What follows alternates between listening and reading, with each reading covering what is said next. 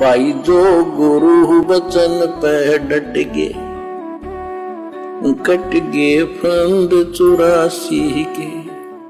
हजरत आदम, अब ये हजरत आदम जी कौन थे? यानी मोहम्मद जी का तो हो गया क्लियर कि वही मोहम्मद, वही महादेव और वही आदम, वही ब्रह्मा। हजरत आदम पुराणों में तथा जैन धर्म के ग्रंथों में प्रसंग आता है जो इस प्रकार है।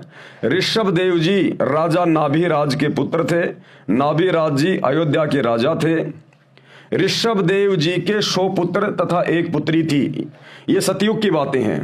एक दिन परमेश्वर, कौन परमेश्वर? अल्लाह कबीर, ये कबीर देव, ये कबीर भगवान सृष्टि का एक ही परमात्मा है। मुसलमान उसको अल्लाह कहते हैं, हिंदू अपना भगवान कहते हैं, ईसाई उसे मसीहा कहते हैं, सिख भाई उसे वाहिगुरु कहते हैं। वो सब का परमात्मा एक ही है, एक ही। जैसे एक व्यक्ति की 4 संतान हैं, उसके 4 पुत्र हैं छोटे छोटे, और जब वो पिता शाम को घर वापस आता है मेहनत मजदूरी करके, तो वो बच्चे दरवाजे पे खड़े होकर आपस में कहते हैं कि देखो देखो मेरा पापा आ गया, मेरा पापा आ गया। दूसरा बच्चा कहता नहीं नहीं वो तो मेरा डैडी है, मेरा डैडी है। तीसरा कहता अरे नहीं वो तो मेरा फादर है, मेरा फादर। और चौथा बच्चा कहता अरे नहीं वो मेरा बाप है, मेरा बाप। अब उन नादान बच्चों को कौन समझाए? उन हिंदू मुस्लिम सिख ईसाइयों को कौन समझाए कि तुम सबका बाप एक ही है, चाहे उसको अल्लाह कहो, चाहे भगवान कहो, चाहे राम कहो, चाहे खुदा कहो, चाहे गॉड कहो। तो कहते हैं कोई कहे हमारा राम बड़ो, हिंदू कहते हैं हमारा राम बड़ा है। कोई कहे हमारा राम बड़ा है, कोई कहे खुदाई रे, मुसलमान कहते हैं हमारा खुदा बड़ा है। और कोई कहे ईसा मसीह बड़ा, ये बांटा रहे लगाई रे। उन नादान बच्चों की तरह अपने बाप को बांट रहे हैं अलग अलग नाम पुकार के, जबकि बाप एक ही है। नाभिराज जी अयोध्या के राजा थे। ऋषभ देव जी के 100 पुत्र तथा एक पुत्री थी।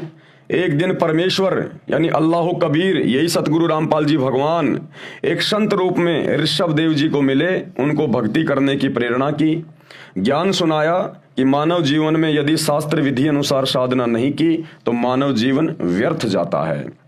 वर्तमान में जो कुछ भी जिस मानव को प्राप्त है वह पूर्व जन्म जन्मांतरों में किए पुण्यों तथा पापों का फल है।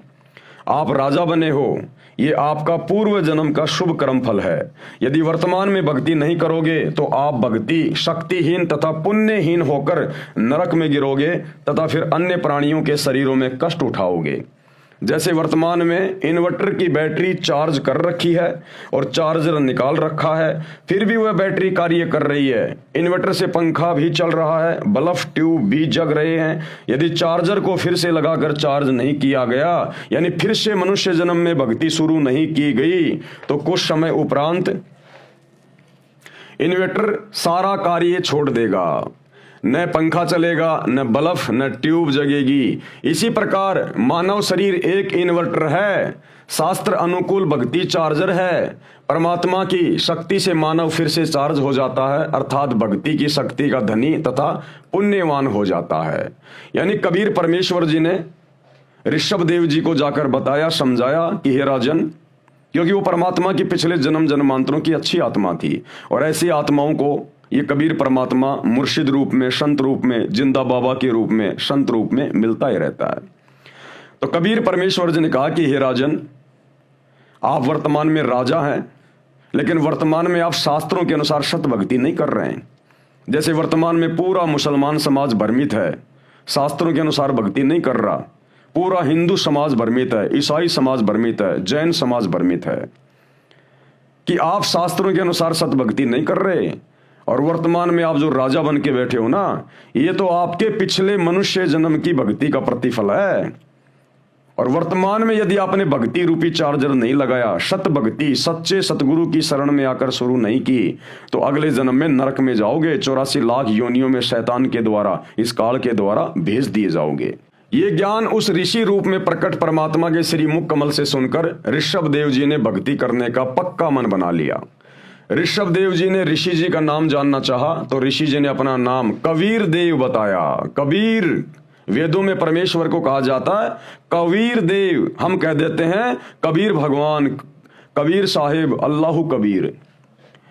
और ये भी कहा कि मैं स्वयं पूर्ण परमात्मा हूं। चारों वेदों में जो कबीर देव लिखा है वह मैं हूं, मेरा यही नाम है, मैं ही परम अक्षर ब्रह्म हूं, यानी सबसे ऊपर वाला भगवान हूं। सूक्ष्म वेद में लिखा है ऋषभ देव के आइया कबी नामे करतार, यानी वो कबीर देव, वो कबीर भगवान अल्लाह कबीर ऋषभ देव के पास भी गए थे और 9 योगेश्वर को समझाया, जनक विदे उद्धार। और त्रेता युग में 9 योगेश्वरों को भी परमेश्वर ने ज्ञान दिया और श्री रामचंद्र जी के ससुर यानी श्री जनक जी जो सीता जी के मुंह बोले पिता थे, उनको भी परमेश्वर मिले और ज्ञान समझाया। भावार्थ, ऋषभ देव जी को कबीर नाम से परमात्मा मिले, उनको भक्ति की प्रेरणा की। उसी परमात्मा ने 9 योगेश्वरों तथा राजा जनक को समझाकर उनके उद्धार के लिए भक्ति करने की प्रेरणा की। ऋषभ देव जी को ये बात रास नहीं आई कि ये ऋषि ही कबीर देव है, जो वेदों में सबका उत्पत्ति करता कबीर देव लिखा है। अब भाइयों और बहनों, यही सबसे बड़ी बिजली गिरी हुई है। अब भगवान आएगा, कबीर अल्लाह आएगा, खुदा आएगा तो कोई सींग लगा के थोड़ी आएगा, पूंछ लगा के थोड़ी आएगा। हिंदू श्री रामचंद्र जी को भगवान मानते हैं, परमात्मा मानते हैं, तो क्या श्री रामचंद्र जी सींग लगा के आए थे, पूंछ लगा के आए थे? द्वापर में श्री कृष्ण जी आए, हिंदू से अपना भगवान कहते हैं, क्या वो नाक पे सींग लगा के आया था, पूंछ लगा के आया था? मुसलमान धर्म का कोई भी पीर पैगंबर बाबा आदम से लेकर हजरत मोहम्मद तक क्या कोई सींग लगा के आए थे? अन्य कोई आडंबर या पाखंड करके आए थे? अरे परमात्मा है जिसने सबको पैदा किया है, जिसने पूरी सृष्टि रचाई है, ये पृथ्वी जिसने बनाई है, उस परमेश्वर को क्या डर है यहां पर आने में? लेकिन जब वो परमात्मा यहां आता है आप और हमें समझाने के लिए, क्योंकि परमात्मा क्यों आएगा, खुदा क्यों आएगा? आप और हमें समझाने के लिए आएगा, हमें ज्ञान देने के लिए आएगा, क्योंकि हम सभी आत्माएं भटकी हुई हैं। हम इस शैतान के चक्कर में, इस काल के चक्कर में अपने सुखमय स्थान, उस 7वें आसमान वाले स्थान जन्नत ओरिजिनल सतलोक को छोड़ के आ गए। यहां पर इस शैतान ने हमारे को भ्रमित किया, वहां पर हमारे को परमेश्वर से, अल्लाह कबीर से दूर किया। तो गुरुदेव भगवान, वो कबीर परमात्मा हमारी उन तमाम गलतियों को माफ करते हुए हमें वहां फिर ले जाने के लिए आते हैं और यहां तरह तरह के रूप धारण करके हमें सच्चा ज्ञान देते हैं, शास्त्रों के अनुसार ज्ञान देकर, प्रमाण देकर समझाने का प्रयास करते हैं। लेकिन उस समय तक इस काल शैतान ने अपने नकली धर्मगुरुओं के माध्यम से, मुल्ला मौलवियों के माध्यम से, पंडित आचार्य शंकराचार्यों के माध्यम से पूरे भगत समाज में यह गलत धारणा फैला दी होती है कि भगवान तो निराकार है, अल्लाह तो बेचून है, अल्लाह दिखाई नहीं देता, अल्लाह धरती पे नहीं आता। तो जब वो ओरिजिनल अल्लाह, वो कबीर परमात्मा संत रूप में, मुर्शिद रूप में धरती पे आता है और अपना सच्चा ज्ञान देता है, तो जल्दी से आत्माएं स्वीकार नहीं कर पाती हैं, क्योंकि पुराना रंग, वो अज्ञान का, धर्म के ठेकेदारों के द्वारा जो चढ़ाया हुआ होता है, वो जल्दी से उतर नहीं पाता। लेकिन लगातार उनके सत्संग प्रवचन सुनते रहने से वो अज्ञान एक दिन साफ हो जाता है और स्पष्ट रूप से वो परमेश्वर उन आत्माओं को दिखाई देने लगता है। तो भाई और बहनों, थोड़ा सा दिमाग पे जोर डालिए, सतगुरु रामपाल जी का मकसद क्या है? क्या उन्हें मुसलमानों से कोई लोभ लालच है, कोई स्वार्थ है? क्या अन्य धर्म के लोगों से कोई लोभ लालच है, जो इतनी मोटी मोटी 500-500 पेज की पुस्तकें लिख रहे हैं, 30 साल से दिन रात सत्संग कर रहे हैं? क्या स्वार्थ है उनका? वो हमारा पिता है, हमारा बाप है, अल्लाह कबीर है। वो अपनी आत्माओं के लिए ये प्रयास कर रहा है, क्योंकि उसे स्पष्ट दिखाई देता है ये मनुष्य जन्म केवल भक्ति के लिए मिलता है, उसी अल्लाह कबीर की रजा से मिला है। अन्यथा ये शैतान, ये काल हमें 84 लाख योनियों से बाहर नहीं निकलने दे। लेकिन उस अल्लाह कबीर सच्चे खुदा की रहमत से हमें 84 लाख योनियां भोगने के बाद एक मनुष्य शरीर मिलता है। ये चाहे मुसलमान हो, चाहे हिंदू हो, चाहे सिख हो, चाहे ईसाई हो, पूरी दुनिया में 4000 के आसपास धर्म है। हर धर्म के व्यक्ति एक ही प्रोसीजर से, माँ के पेट से गंदगी में लिपट के बाहर आते हैं। वो अल्लाह कबीर, वो परमात्मा किसी को हिंदू मुसलमान बना के नहीं भेजता। इस शैतान ने हमें बांटा हुआ है ताकि हम उस सच्चे परवरदिगार की पहचान ना कर लें जब वो धरती पर आकर ज्ञान देता है। तो थोड़ा सा दिमाग पर जोर डालिए, सतगुरु रामपाल जी के प्रवचन घर बैठे मोबाइल पर, यूट्यूब पर सुनना शुरू कीजिएगा एक बार।